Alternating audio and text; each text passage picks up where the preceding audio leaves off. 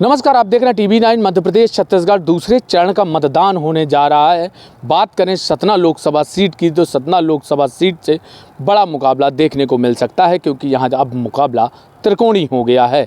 बात करें सतना लोकसभा सीट की तो यहां से सतना लोकसभा सीट में 7 विधानसभा सीटें आती हैं और उन 7 विधानसभा सीटों को मिलाकर सतना लोकसभा सीट बनती है। सतना लोकसभा सीट से अगर बात करें तो यहाँ से अगर प्रत्याशियों की बात करें तो यहाँ से सिद्धार्थ कुशवाहा कांग्रेस से प्रत्याशी हैं, तो वहीं अगर नारायण त्रिपाठी की बात करें वह बीएसपी के सिंबल से चुनाव लड़ रहे हैं। वहीं अगर बीजेपी की बात करें तो बीजेपी से गणेश सिंह मैदान में हैं। हालांकि अगर पूर्व रिकॉर्ड पर बात करें विधानसभा चुनाव में तो गणेश सिंह और सिद्धार्थ कुशवाहा का एक बड़ा मुकाबला भी विधानसभा चुनाव में देखने को मिला था, जिसमें से सिद्धार्थ कुशवाहा लगभग 4000 वोटों से यह चुनाव भी विधानसभा जीत गए थे।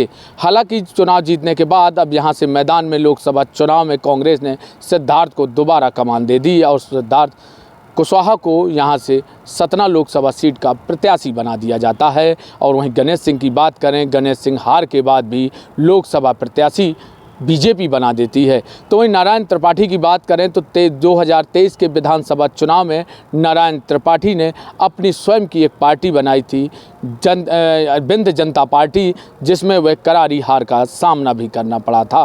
क्योंकि यहाँ जब वो करारी हार का सामना किया तो वहाँ कहीं ना कहीं नारायण त्रिपाठी के जो समर्थक थे वो मायूस नज़र आ रहे थे। हालांकि जब बीएसपी की टिकट पर अब लोकसभा चुनाव लड़ने लगे तो वहाँ कार्यकर्ताओं में एक जोश सा नज़र आने लगा है और सतना लोकसभा सीट की बात करें तो अब त्रिकोणी नज़र आ रहा है। तो वहीं अगर बात करें लोकसभा सतना की तो अगर इनके पुराने रिकॉर्डों की बात करें तो अगर बात करें पुराने रिकॉर्ड में तो लगातार यहाँ बीजेपी का गढ़ रहा है। अगर कांग्रेस की बात करें तो कुंवर अर्जुन सिंह 1991 में सतना लोकसभा सीट को जीत पाई थी कांग्रेस, और उसके बाद से लगातार यहाँ पर बीजेपी का कब्जा नज़र आ रहा है। अगर बात करें तो नारायण त्रिपाठी की यानी बीएसपी सिंबल से तो यहाँ से बीएसपी मात्र एक बार चुनाव जीत पाई है और 6 बार से लगातार यहाँ सांसद बीजेपी का बनता रहा है। नारायण त्रिपाठी के अगर पुराने रिकॉर्ड की बात करें तो 2023 के पहले वह भी बीजेपी की ही पार्टी में थे। पार्टी छोड़कर अपनी पार्टी बनाई और वो चुनाव लड़े। जब चुनाव लड़े तो विंध्य जनता पार्टी के सिंबल पर और करारी हार का सामना करना पड़ा।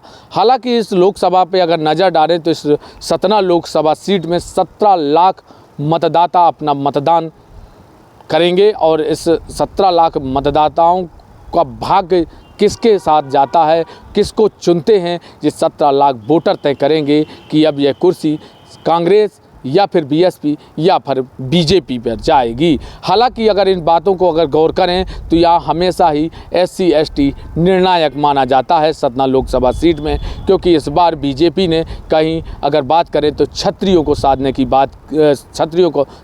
का काम किया है, तो वहीं बीएसपी ब्राह्मण चेहरा उतार कर ब्राह्मणों को साधने का काम किया है।